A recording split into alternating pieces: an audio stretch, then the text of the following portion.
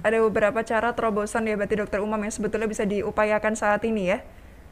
Oke, siap. Yang juga menarik Dokter Umam ini mungkin juga bisa disampaikan sebetulnya untuk tadi mensinergikan kalau dari sesama Muhammadiyah ini kan tentunya banyak sekali rumah sakitnya, tidak hanya di Jogja, tidak hanya di Kudus, tapi juga di kota-kota lain. Sebetulnya bisa dilakukan secara bersama-sama kalau dari Rumah Sakit Muhammadiyah, Rumah Sakit Aisyah ini seperti apa Dokter Umam? Ya, jadi sebenarnya potensi Rumah Sakit Muhammadiyah Aisyah itu sangat besar, Mbak. Ada sekitar 196 rumah sakit klinik di seluruh Indonesia Mhm. yang berada di naungan PP Muhammadiyah dan MPKU. Kalau ini semua disinergikan, kita iuran masing-masing misalnya 10 juta, 10 juta atau 100 juta, 100 juta, kita bisa membuat 2 sampai 3 oksigen generator yang nanti bisa ditempatkan di salah satu daerah sentral. Misalnya di Jakarta mungkin di salah satu rumah sakit Muhammadiyah di sana. Di Jawa Barat begitu. Kemudian di DIY Jawa Tengah bergabung aja jadi satu, misalnya nanti semuanya ngambil oksigennya ke PKU Gamping yang Mhm. lahannya sangat luas.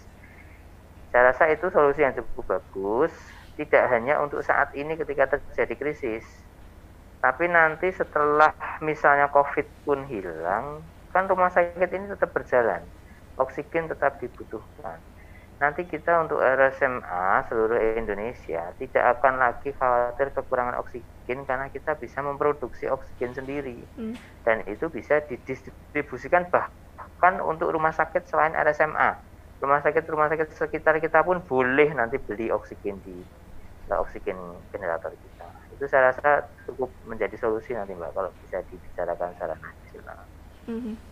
Oke, baik. Dan kalau untuk Dokter Komar ini juga kemudian melihat fenomena yang ada, barangkali ada yang sebetulnya mungkin bisa ditahan di rumah dulu begitu ya, tidak buru-buru mungkin terkonfirmasi positif COVID begitu, tapi harus buru-buru ke rumah sakit, padahal kondisinya di sana juga sudah penuh begitu ya, ruangannya sudah tidak memungkinkan lagi. Ini mungkin ada satu himbauan Dokter Komar untuk tadi kondisi-kondisi yang seperti ini. Ya, melihat tren kenaikan yang luar uh, biasa ini, Mhm. ya, bahkan kalau boleh kami sampaikan dari data pasien yang datang ke semua rumah sakit dan melakukan rapid antigen saat ini, saya cek data itu hampir 20% positif, Pak. Hmm. 20% artinya kasusnya sebenarnya, dan itu kan tidak semuanya dilaporkan dengan atau tidak dilanjuti dengan tes PCR karena rata-rata mereka melakukan secara mandiri. Artinya kasusnya itu benar-benar luar biasa dan semuanya jelas tidak mungkin akan ditampung di rumah sakit. Tidak bisa ditampung di shelter, semua Hmm. shelter saat ini sudah penuh. Yang jadi masalah kan di rumah isolasi mandiri kalau tempatnya memungkinkan.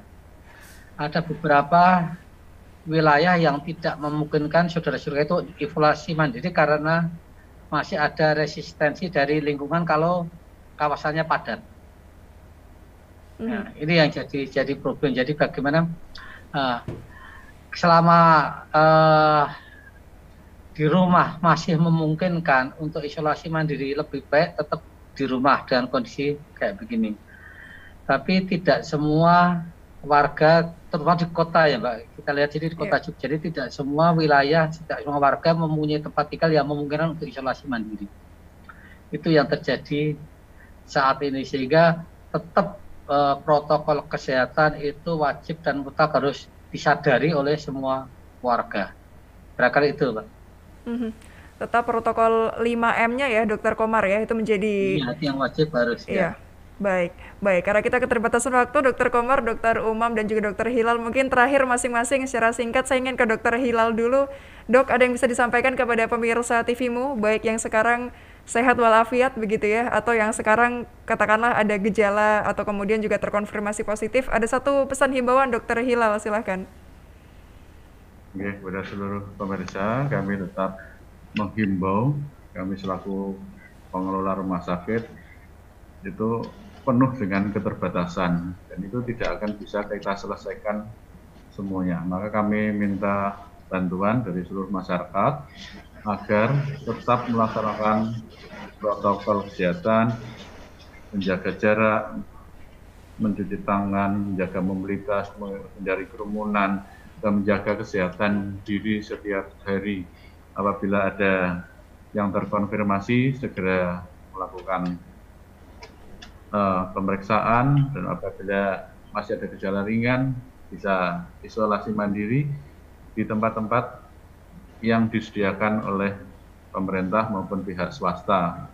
Karena untuk menghindari transmisi keluarga maupun transmisi ke lingkungan, itu yang membuat ledakan COVID ini sangat tinggi, transmisi keluarga, transmisi lingkungan, itu yang harus dihindari. Maka manfaatkanlah shelter-shelter yang ada di wilayah kita untuk bisa kita peduli dan menjaga lingkungan. Ya, jangan sampai COVID ini menyebar ke lingkungan terkecil kita, keluarga, maupun lingkungan yang lebih besar di tetangga-tetangga maupun perusahaan, kantor, atau lingkungan kerja kita. Yang kedua, marilah kita semua mendukung upaya memutus mata rantai penularan ini dengan menjaga kedisiplinan diri kita sendiri, bahwa masalah ini tidak bisa kita hadapi secara sendiri, tapi peran serta semua pihak untuk mengurai semua masalah yang ada perlu sikap ta'awun atau kegotong royongan, bahwa ini harus dihadapi bersama. Berbagai masalah-masalah yang ada di hilir pun di rumah sakit itu tidak bisa kita selesaikan hanya kita memikirkan rumah sakit itu sendiri, tapi kita manfaatkan jaringan amal usaha kita, Rumah Sakit Muhammadiyah Aisyah. Beberapa ide yang disampaikan oleh Dr. Umam dan Dr. Komar tadi, seperti kelangkaan oksigen, itu bisa kita selesaikan dengan membuat jejaring. Bagaimana kita mengupayakan untuk memberi oksigen konsentrator maupun generator secara bersama, secara berjamaah, itu akan lebih ringan. Dan kegunaannya tidak hanya untuk pandemi saat ini saja, tapi setelah ini pandemi ini yang tidak tahu akan berakhir kapan, kita memberikan manfaat tidak hanya untuk jaringan RSMA, tapi rumah sakit di luar jaringan Muhammadiyah dan Aisyah. Semoga langkah atau pemikiran ini bisa segera diakomodir atau direspon oleh pimpinan pusat atau MPKU, agar kita bisa bersinergi untuk memberikan manfaat real dalam memutus mata rantai penyebaran pandemi COVID-19 ini. Demikian, Assalamualaikum warahmatullahi wabarakatuh. Waalaikumsalam warahmatullahi wabarakatuh. Baik, ini sepertinya tidak cukup untuk mendengarkan closing statement dari Dr. Umam dan Dr. Komar, mohon maaf, tapi semoga tadi sudah terwakilkan oleh Dr. Hilal begitu ya.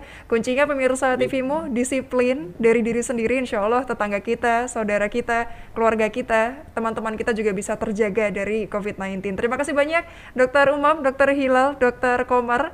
Insya Allah sehat selalu, dan bagi Anda pemirsa TVmu, terima kasih banyak yang sudah menyaksikan. Dan akhirnya saya Ariski Konita pamit undur diri. Wassalamualaikum warahmatullahi wabarakatuh. Sampai jumpa.